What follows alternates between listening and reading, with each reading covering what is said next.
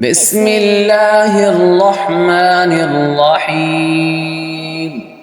وأنا منا المسلمون ومنا القاسطون فمن أسلم فأولئك تحروا رشدا وأما القاسطون فكانوا لجهنم حطبا وأن لم استقاموا على الطريقة لأسقيناهم ماء غدقا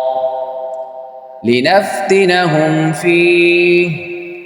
ومن يعرض عن ذكر ربه يسلكه عذابا صعدا وأن المساجد لله فلا تدعوا مع الله أحدا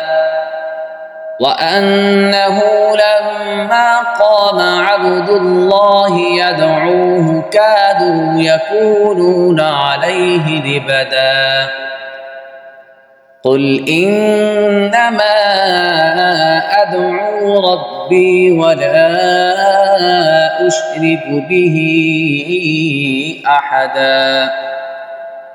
قل إني لا أملك لكم ضرا ولا رشدا قل إني لن يجيرني من الله أحد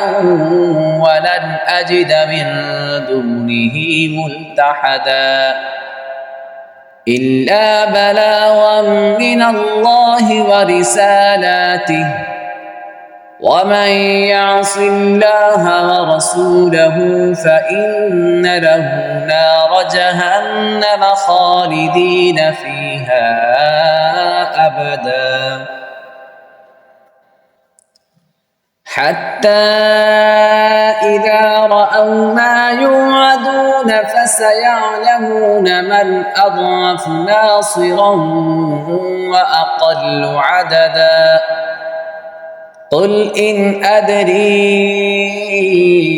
أقريب ما توعدون أم يجعل له ربي أمدا عالم الغيب فلا يظهر على غيبه أحدا